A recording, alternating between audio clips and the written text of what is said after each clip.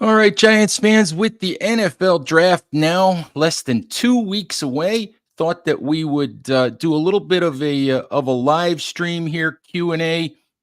Hopefully, with you guys to answer some of your draft questions. I've been trying to do that at Big Blue View on our website as much as possible. Been running a draft question of the day, but so many questions coming in and so much to talk about. Thought we'd go live today and see if you guys had any other questions we could answer. I'm joined today by Big Blue View's Tony DelGenio. Tony, thank you. Thank you as always for hopping on and sharing your opinions with us. My pleasure. It's fun to talk about the draft right now. Of course it is. And just a quick reminder, folks, please like, share, and subscribe to support the Big Blue View channel here on YouTube. Tony, I want to start with this. And I want to start with the idea that we're less than 2 weeks out. And I just posted a draft rumors post on Big Blue View. Trevor Sikkema of Pro Football Focus said he thinks the Giants are, in his words, desperate to move up from number 6 to get a quarterback. And I don't know if that's true. What I do know is, depending on who you talk to, who you read, who you listen to, everybody thinks something different. Some people think the Giants are going to move up. Some people think they'll sit at 6, take a quarterback if one falls there, happily take a wide receiver if one doesn't, maybe take a quarterback in round 2 if they can, or trade up, maybe trade down from 6, who knows. But what it leads me to think about is the fact that the Giants as an organization, I don't know what Joe Shane's going to do, but the Giants as an organization have done a masterful job, in my mind, of obfuscation here. They've done a masterful job of getting to this point and not having anybody have a real clue what they're going to do. Yeah, it almost seems to me, I have no idea what goes on behind closed doors, but it almost seems to me as if Joe Shane has appointed various people in the organization to leak specific things and to leak different things to different people. Right. So make sure it gets out there. The Giants are desperate to go up for a quarterback, or go out there. The Giants are probably not going to draft a quarterback in the early rounds this year, but they might do it in the later rounds, and so on and so forth. Right. And so I wouldn't be surprised if there are certain people in the organization that are actually tasked with making these leaks to people. That's how it seems. It almost seems orchestrated, right? That wouldn't be a shock to anyone, I don't think.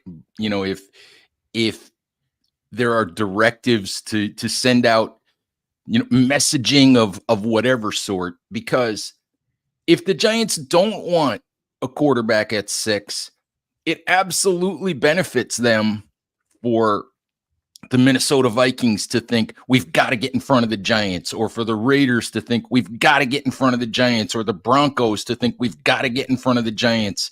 That absolutely benefits them because it leaves more wide receiver options, the assumption being that that's the way the Giants would go at 6 if they don't go quarterback. So absolutely it benefits the Giants if they can convince other teams that they're interested in moving up. Yeah, and this is a very different situation than Joe Shane experienced under Brandon Beane when he was with Buffalo in 2017, and Buffalo drafted Josh Allen. That year, Buffalo actually made a trade, I think with Kansas City, if I remember correctly, which enabled, I think, Kansas City to get Mahomes a year later. But I think they made a trade with Kansas City first to go up from number 27 to number 12, I think, in the draft. And that happened, I believe, weeks before the draft. And so, well, why would Buffalo trade up from number 27 to number 12 in a draft that seemed to be loaded with quarterbacks? And you have to assume, if you see that and you're another GM, say, oh, they're going to be looking to get one of the top 4 quarterbacks in the draft. And then they waited, and of course, until they were on the clock to go up from 12 to 7 in a trade with New Orleans so that they could get Josh Allen. But it was pretty obvious, I think, going into the draft what their intentions were. But there's nothing like that this year. Any assumption about what the Giants are going to do, I think, is a projection by any of us who look at it as to what we want them to do or think they should do or something like that, rather than any hard information on what they really will Well, do. you throw something on the table, and maybe you're going to be one of the ones that are right, and maybe you're going to be one of the ones that are wrong. One of the things that I will be doing before the draft is I'm going to do a make the case, and I'm going to build all three scenarios: the reasons for moving up, and what that would likely cost and what it might look like, the reasons for staying put, and the reasons for moving down. If it's you, are you desperate enough to go up and get Drake McCarthy or JJ or Drake May, JJ McCarthy, Jaden Daniels? They all sort of blur together at this point, Tony. They're all just one sort of, it's a quarterback, and he's there at 6.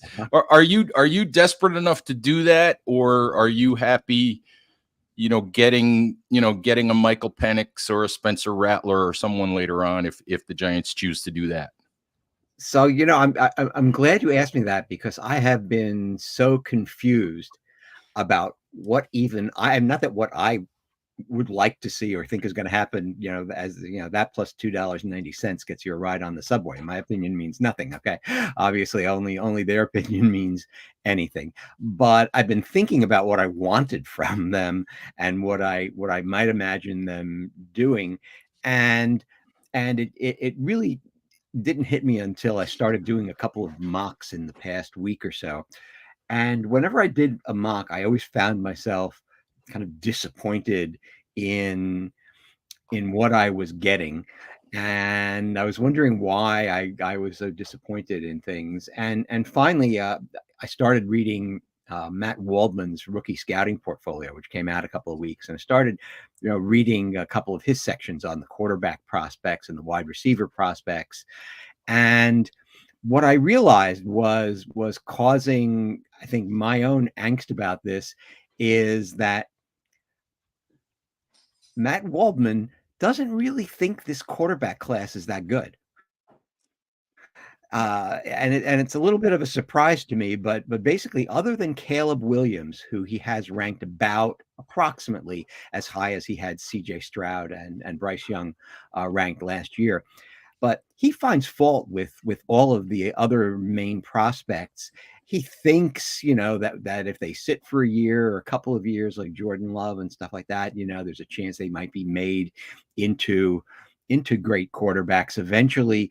But he really finds a lot not to like about all the rest of the prospects. And I, it just then finally struck me that, oh, this is why I'm uncomfortable. And it's because I don't really see any of these guys as definitely being the answer, or even probably being the answer for the Giants. They might be. There's always some chance that it could be, but I realized I don't love any of them.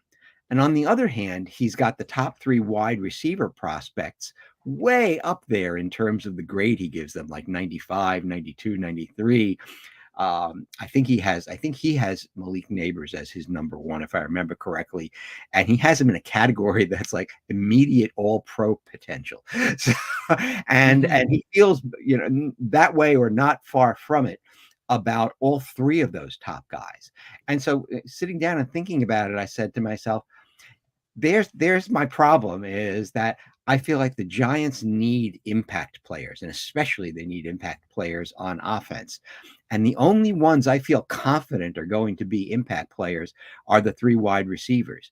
And so I decided that I'd be perfectly happy if the Giants go wide receiver at number 6 and then do something in round 2. And I'm not sure what. It depends on how far different guys fall and whatever. But I feel like if they get a great wide receiver, and wide receiver is a position that doesn't disappoint as often as quarterback does, that the Giants are going to be kind of, on their way. And I understand it doesn't solve what most people think is their number one problem, but I've kind of convinced myself that you can't force yourself to try to solve it either.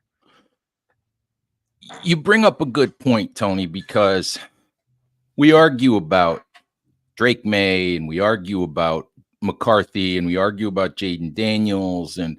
But if I go back to the Big Blue View rules for draft success, which I've been posting for years at Big Blue View, if you're taking a quarterback at 6, you better be in love with that guy.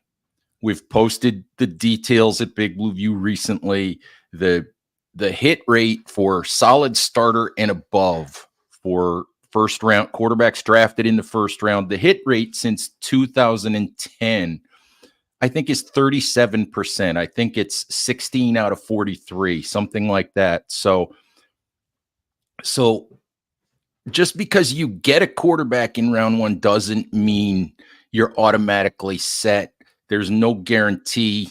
A lot of times the quarterback and the coach don't mesh. The situation doesn't mesh. The team around a guy is a mess, but you don't take the guy just to take the guy. You better be in love with him, because you're putting your head coach's future in the guy's hands. You're putting the GM's legacy in the guy's hands. You better be in love with this guy. So that's that's definitely a good point. And if the Giants are in love with somebody, if Brian Daboll has dreams in the middle of the night that he can turn Drake May into Josh Allen, then by all means, go get the guy. Do what you've got to do. If you can get to 3, to go get the guy if he's available. If they love JJ McCarthy, by all means, go get the guy. But if they're just like, maybe one of these guys will be better than Daniel Jones, at least his name's not Daniel Jones, that's not a reason to go get a quarterback. Then as Emery Hunt said the other day on the show, then just quarterback proof the roster, build it and figure it out later. Yeah, and so I see a question in our chat area by John. I'm intrigued by Rattler in round 3. So then, that's an example of one thing they could possibly do if they decide to go wide receiver in round 1 at number 6. And the other thing to say about wide receiver is that it's almost 100% certain that one of those top 3 wide receivers is going to be there at number 6. I think the odds that they'll all be gone by then are very small. And so let's say you get yourself a great wide receiver, and then you draft a developmental project like Rattler.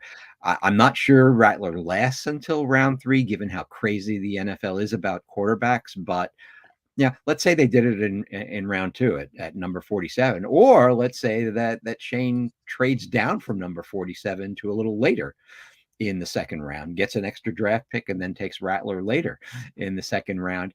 I could see a strategy like that for the Giants. Obviously, Rattler doesn't seem to have the same upside that these guys at the top do, but I wouldn't be upset with a strategy like that. I think one of the key things also, before I forget, is stability in the front office.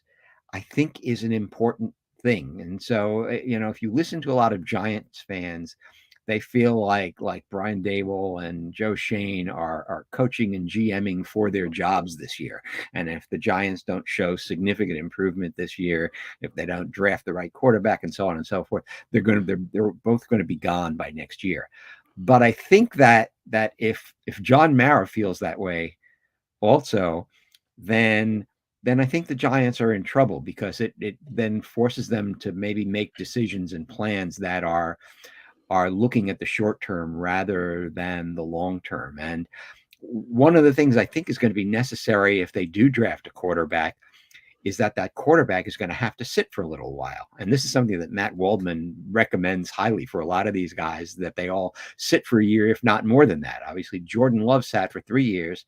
Now all of a sudden he looks pretty great when he finally gets a chance to play. Mahomes sat for a year, and and so on, right? And so I think if they have a message from Mara and Tisch that there will be stability in the front office, barring a late season Joe Judge meltdown type of thing like happened a couple of years ago, barring something like that, then they can afford to kind of take that shot at drafting a quarterback later, strengthening the team now, adding an impact player to the offense, and then giving the quarterback position time to develop. So I hope that that's the case, and I would not at all be upset if they go quarterback in round 2.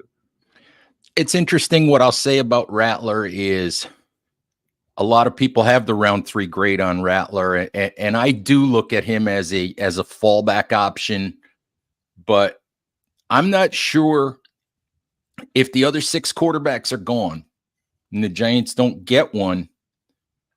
I'm not sure he gets by the Giants at 47. I'm really not. I mean, this is a guy who not that long ago was thought to be, the number 1 pick in the draft, a number 1, that kind of guy. He may not be the athlete. And as you indicated with Matt Waldman, you can poke holes in the games of all of these guys. You can poke holes in the game of Caleb Williams if when it comes to fumbles and turnovers and decision making at times, but you want to look at what these guys can be. I wouldn't have a major issue with the Giants, taking a shot at Spencer Rattler, in round on day 2 somewhere, if it worked out that way. I wanted to say something quickly about Joe Schoen and Brian Daboll. In my view, yes, they're under a little bit of pressure. Okay. In my view, this is year 3 of their time with the Giants.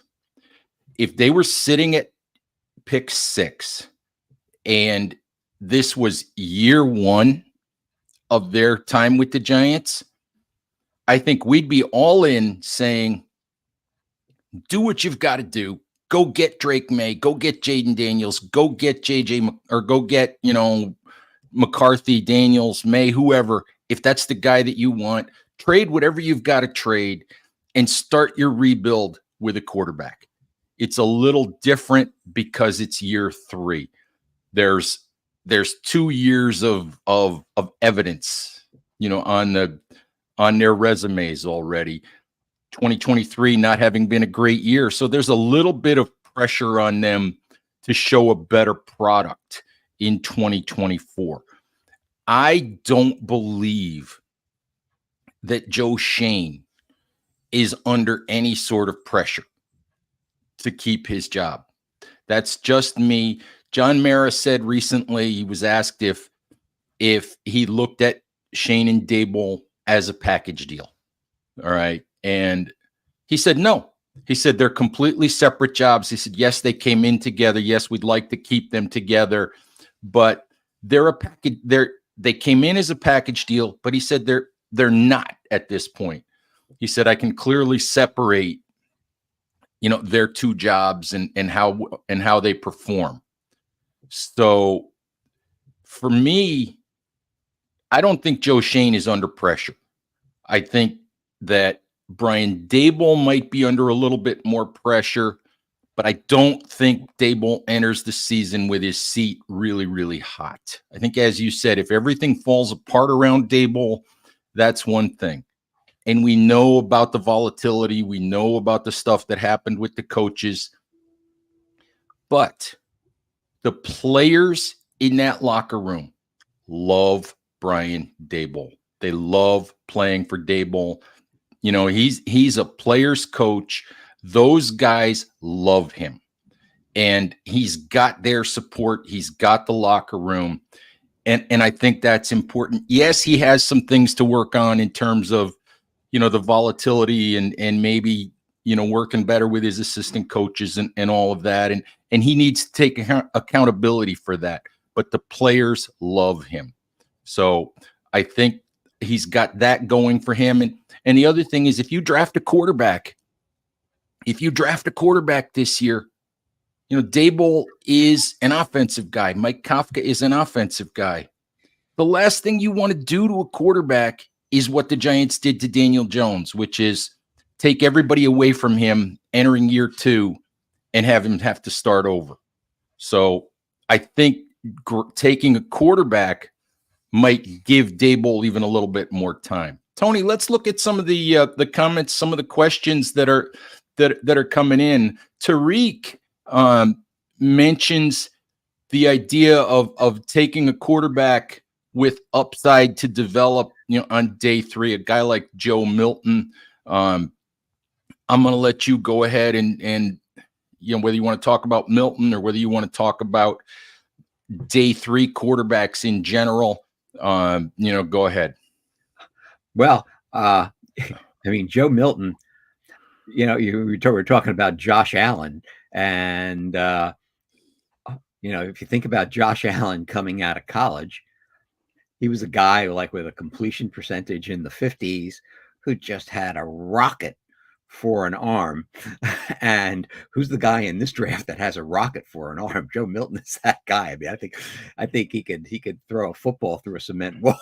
I mean, that guy has, the question is, can he actually play quarterback? He can throw the ball a mile, but can he actually play quarterback? Right. And so, if they look at him and they see potential, I mean, obviously they made an evaluation on Josh Allen in some way and decided that he could be made into something good. And by the way, it took 3 years for Josh Allen to become a really good quarterback, right? And so if they look at Joe Milton and they say, yeah, we can develop this guy. He's got the arm strength.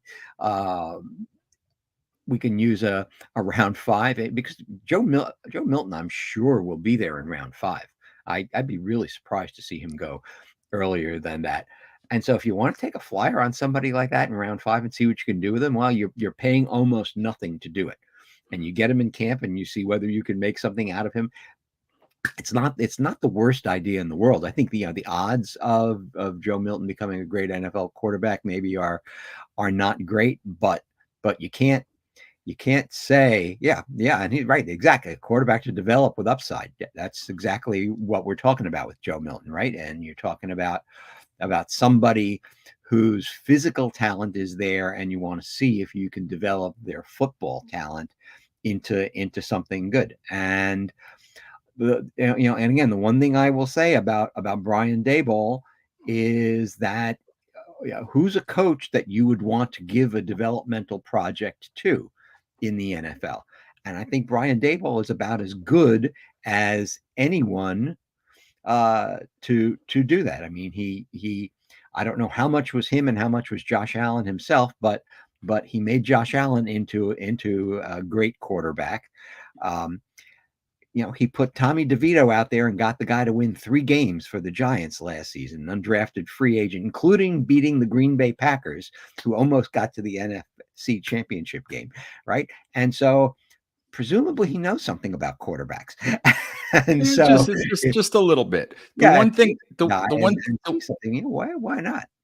The one thing I will say about quarterback on day 3, we see some examples of guys that hit. Dak Prescott, Brock Purdy. Everybody talks about Tom Brady and all of that, but the percentages are against it. There's a whole lot more Kyle Laulettas than there are Brock Purdy's. But the difficulty for me in taking a quarterback on day 3 in this particular draft for the Giants, the difficulty for me is that they only have 6 picks. They don't have a pick in round 7. They don't have any extra selections. I don't want to say it would be they don't have picks to waste, and they don't have picks to use on players who are unlikely to see the field. They have too many holes. Every position on the roster you can look at almost and say, we could use more talent, and even guys that just contribute on special teams. So I generally don't have a problem with the QB flyer on day 3. I tend to think it's difficult for the Giants simply because they only have 6 picks, and you need guys that can help them on the field, in 2024. Tony, let's look at our comments here. A few minutes ago, Candyman made a comment about agreeing with us about not forcing a quarterback at 6. He mentions the idea of trading back, getting more picks, and figuring out quarterback next year. I have no issue with trading back generally. My problem with trading back this year is I've seen a couple of people reference trading back with Buffalo all the way to 28. My problem is, do you turn down the opportunity if you're not going quarterback? Do you turn down the opportunity to get that desperately needed wide receiver 1, for bulk, and maybe you can, if you trade down and get extra picks, maybe you can figure out quarterback with some of those extra picks. I don't know. It depends on the deal that you make, but that's so hard for me, knowing how badly the Giants need game changers on offense. It's so hard for me to move out of a slot where I could get a guy who should be an instant game changer. Yeah, so I agree. My reaction, and maybe we can combine this with a comment by John below about would there be a non-quarterback or wide receiver you'd be comfortable with taking at 6. So I would not trade down from number 6 for the reason that you mentioned. I think that assuming that at least one of those 3 wide receivers is there, that's the guy I want them to pick probably at number 6, barring a quarterback that they really like. I am not interested in seeing them take Bowers at number 6, not because I don't think Bowers is a really good player, but that there are so few tight ends that are really impact players. You've got Gronk, you've got Kelsey, and to me, you've got Kittle. That to me is kind of the complete list in recent years of impact tight ends. And there are a lot of other really good tight ends, but to me, they're not guys that change the course of a game. Guys like Hawkinson and Laporta and things like that. They look very good. Andrews and so on, but they don't change games by themselves. Whereas one of those wide receivers has the potential to change a game. The other thing would be, do you want to go Joe Alt on the offensive line at number 6, which some people say the Giants need to do? I would say no to that also for 2 reasons. One reason is that he's a left tackle, and so you'd have to move him to right tackle, first of all. And so that's always an uncertain thing, more uncertain than I think I gave it credit for, but it seems to be a non-negligible thing for the guy that has to make the move sometimes. I mean, Tristan Wirfs, they moved him from right tackle to left tackle, and he had to go see a therapist because he was so anxious about making the move. Now, give him credit. He made the move and he's playing really well at left tackle. But if you've got to go see a therapist and you're one of the most talented right tackles in the league, then that tells me it's not a small thing to make that change. And so to take a rookie and make him do that, I think is a tough thing to ask. And then the other side of that is that I want to see what the Giants have at right tackle already on the team. And of course, naturally, there's been the Evan Neal disaster, and I certainly don't want to bet money that he's suddenly going to become good this year and solve the right tackle problem. But assuming that he doesn't, and he might, he's got a new offensive line coach now in Brasillo, and maybe Brasillo will unlock what he needs to. But the other thing is that they signed Jermaine Illuminor, and he played pretty well at right tackle the last couple of years. And so I don't think I'd want to be bringing in a third option for right tackle just yet. No, I think that one of the things that people have to look at is what gets done in free agency. All right. And signing a Luminor, and signing Matt Nelson as well, former right tackle guy that played a good bit for the Detroit Lions, gives them cover at right tackle if Evan Neal doesn't take that step forward. And I think that what happens a lot of times is what happens in the lead up to the draft, in free agency with signings and all of that, is a tell as to what a team's priorities are. And when I look at it, in addition to quarterback, what haven't the Giants touched? They haven't touched wide receiver really in any significant way, because Isaiah McKenzie is a bit player, a return guy. Isaiah Hodgins was their fourth wide receiver last year. They brought him back. They haven't touched cornerback. They haven't really touched safety in any significant way. They signed, they signed a veteran defensive tackle the other day. So I think you're looking at sort of tells as to the positions they may emphasize, the positions they may prioritize in the draft, being corner, being wide receiver, being quarterback if they can find one, maybe running back if they can find one. But I think you have to pay attention to those things. But I don't know. The one scenario that's interesting for me, Tony, before we get to a couple more reader comments here, one trade down scenario is always the taking the 2 picks from the Vikings, 11 and 23. And that's interesting.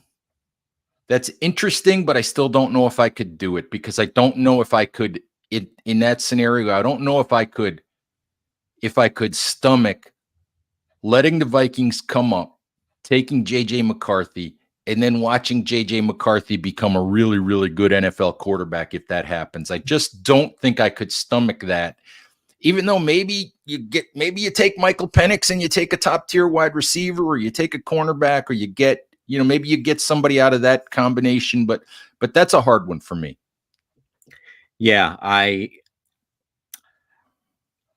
first of all, if they were to make a trade with Minnesota for number 11 and number 23, I think they'd have to give them more than just number 6 in order to get that. I think they'd probably have to give up number 47 also. So they wouldn't be as clean as just losing number 6. But again, I don't think, if you are sitting there at number 6 and one of those wide receivers is sitting there, one of those 3 wide receivers, I'd have a really hard time passing on any of those 3 wide receivers. And I just think you can get a little bit too cute with the trading down. I think there are times and places to do it when you don't see anyone there that you love that much. Exactly. And you can afford to get the extra pick. So, so trade down from number 47 to go a little lower, and then get somebody there. Sure. Brett's also mentioned cornerback as a need, and that's another interesting thing. The Giants don't have any obvious CB2 right now on the roster, and how are they going to fill that? That's the type of thing I could imagine,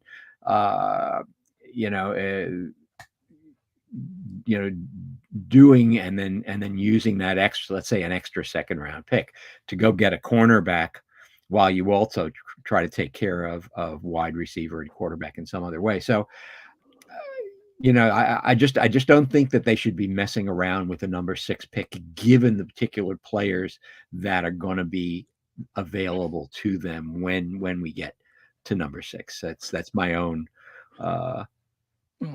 my own feeling about things. The Giants are desperately in need of impact players on offense, and absolutely, their only impact player, as Tariq mentions, their only impact player on offense, Saquon, is gone now. So, right, and I've said for years, Tony, that people ask me, well, do they need this position, that position? They need game-changing players. I'd have a really, really hard time trading out of a spot where I can get a game-changing player. Wanted to mention, we were talking about offensive line a little bit, and Brett mentions, what if Ben Bredeson, who left the Giants for the Tampa Bay Buccaneers, what if he ends up like Kevin Zeitler? meaning he goes on and plays really, really well somewhere else. And what I'll say about that is Kevin Zeitler is and has always been a better player than Ben Bredesen. Kevin Zeitler was one of the best offensive guards in the NFL when he came to the Giants for whatever reason, whether it's the players around him, whether it's the way that the Giants were coached at the time. I don't know. For whatever reason, Kevin Zeitler struggled with the Giants. It's the only time in his career when he has ever actually struggled, and the Giants had to move on from Zeitler because of the salary cap. Ben Bredesen is not Kevin Zeitler. He may be fine in Tampa Bay. I wish the Giants could have kept him, but I think that you're comparing two players there who are at completely different ability levels. Yeah, I would agree with that also. I mean, I liked the acquisition of Bredesen.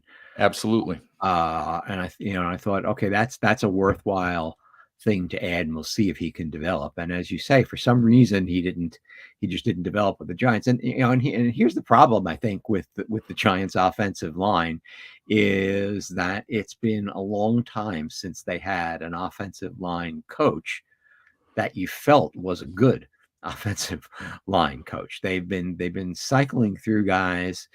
Uh, I mean, at a rapid pace, and those guys are not going on to other offensive line coach positions in the NFL after they get canned by the Giants. They're all not in the NFL at all right now, I believe. I could be wrong about that. I know Bobby Johnson is somewhere, but he's an assistant offensive line coach somewhere. Tony, that's one of the things that it not only applies to offensive line coaches, but look, Brian Daboll is the first head coach the Giants have had to get a third season since Tom Coughlin.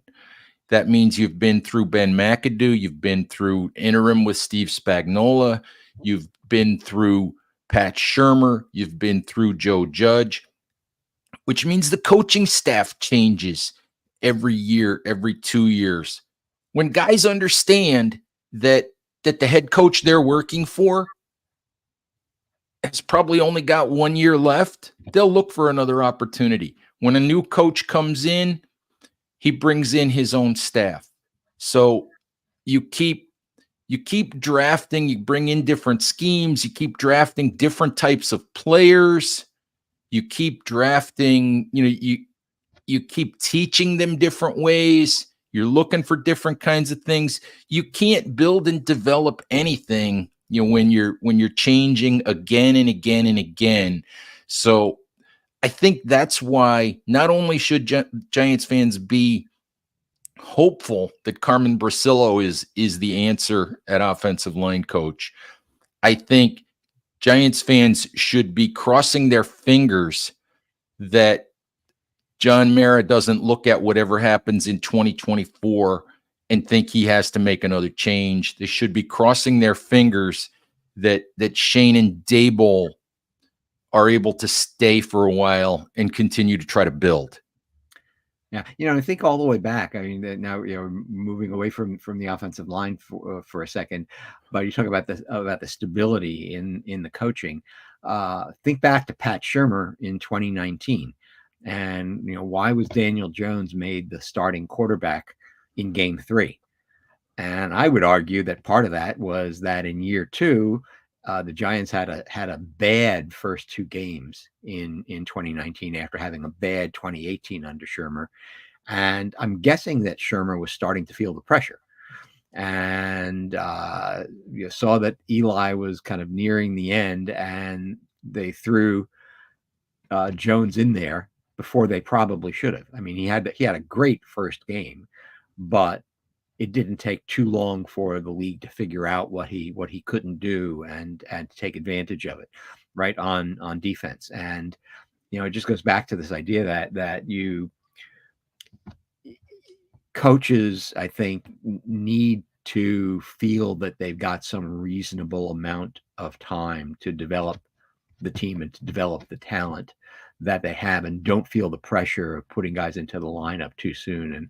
And again, it comes back to this quarterback question. If the Giants do draft a quarterback this year, I hope that the guy sits for at least a year. I do as well. And to be honest with you, Tony, that is one of the reasons why, I have always been a supporter of Daniel Jones. People who listen to me here on the show and read my work at Big Blue View, they know that I have supported Daniel Jones, that I've said, part of the reason why he hasn't been successful has been the circumstances around him. And maybe he's not, he's definitely not Patrick Mahomes. He's not, prime Aaron Rodgers. But I think there's a winning quarterback in there. I think what he showed in 2022 is what he can be. But I've said again and again, we're at a point in time where it's year 6, where for whatever reason it's just not working. You're at that point where Jones has 1 year of guaranteed money left on his contract. He's got the injury history. The Giants are at 6 in a place where quarterback is realistic for them. And for me, if the opportunity to get one that they really like presents itself, I think that there's no reason for them not to do it, because it gives them that situation where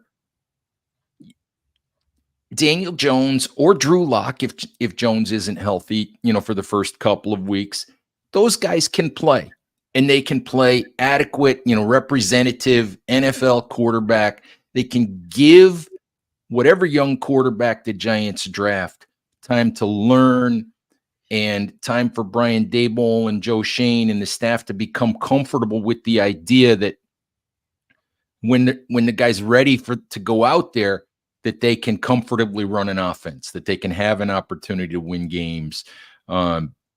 So I just feel like it's a good situation, a good time, based on all the factors involving Jones. I feel like it's a good time to get a quarterback if there's one there that you really, really want, whether it's at 6 or whether it's late first round or whether it's Spencer Rattler.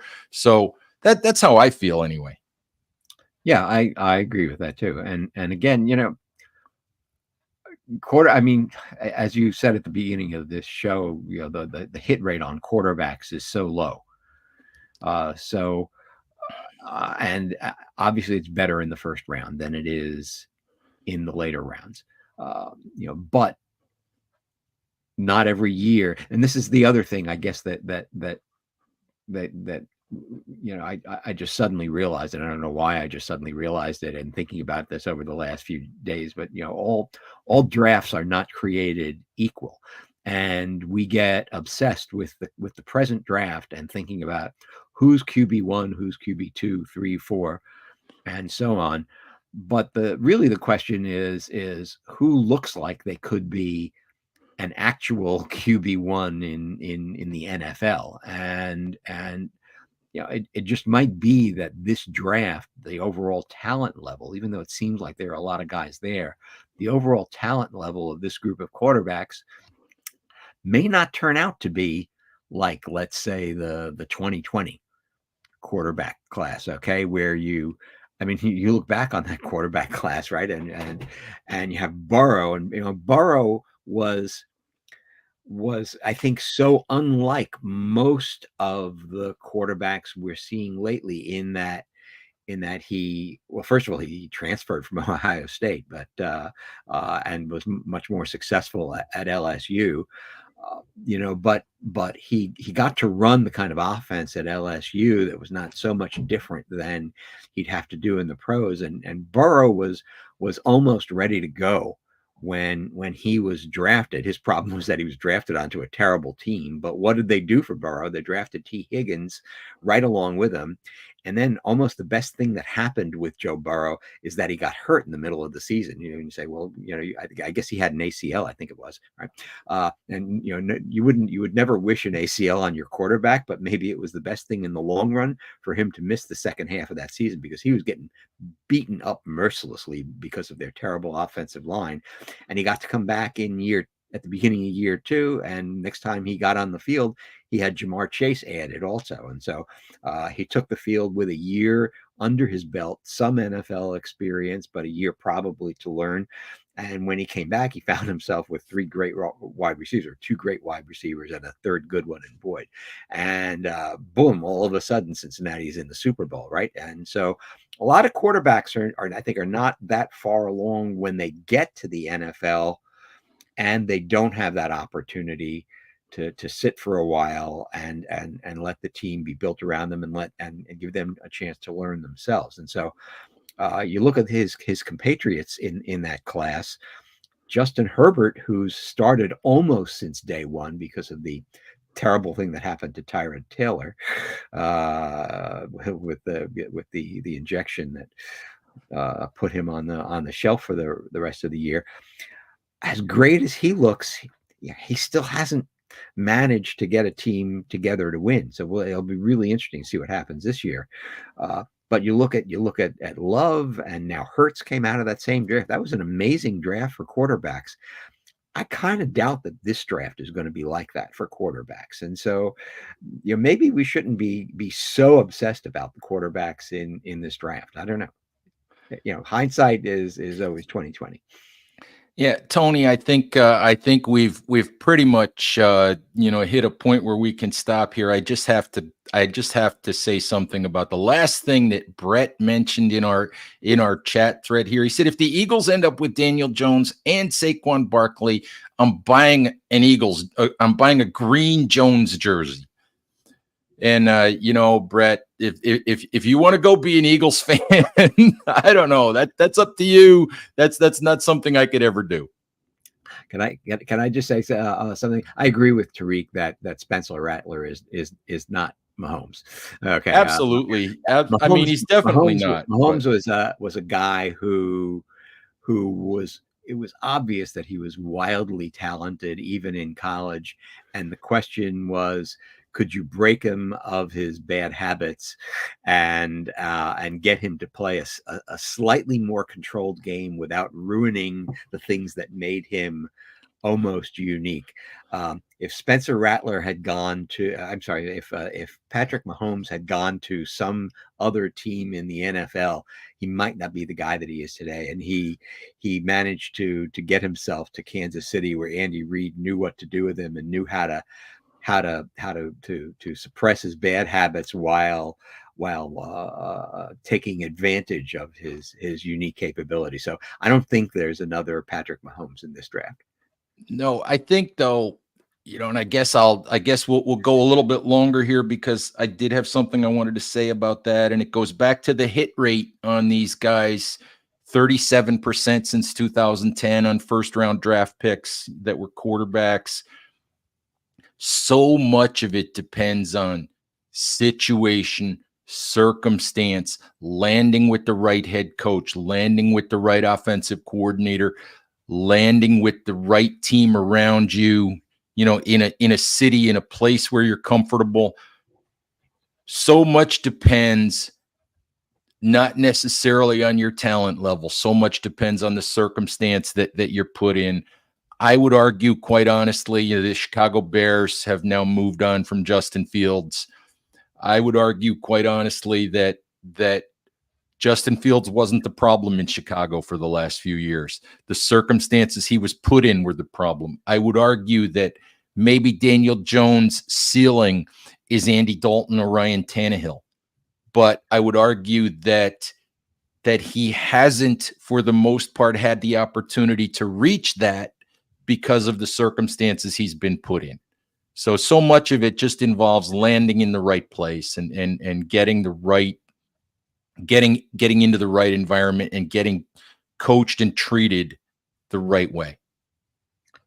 Yeah, and I don't know that Justin Fields is in the right environment yet. I mean, Pittsburgh obviously has had their problem with quarterbacks since Roethlisberger retired. And do they have the offensive coordinator on that team, and do they have the right coaches to bring out the best in Justin Fields? I don't know that's the case, and so Justin Fields has talent. He definitely has talent, and the question is, could you find the right guy to bring out that talent in a structured offense? And I feel bad for him because I don't think he's done anything wrong in his career, and I think he's been let down by his coaches. Agreed. Tony, this has been fun. I've enjoyed it. I hope you've enjoyed it. It looks like the viewers have enjoyed it, and appreciate the participation, the questions, the comments. So maybe we'll do this again at least once before before the draft in a couple of weeks.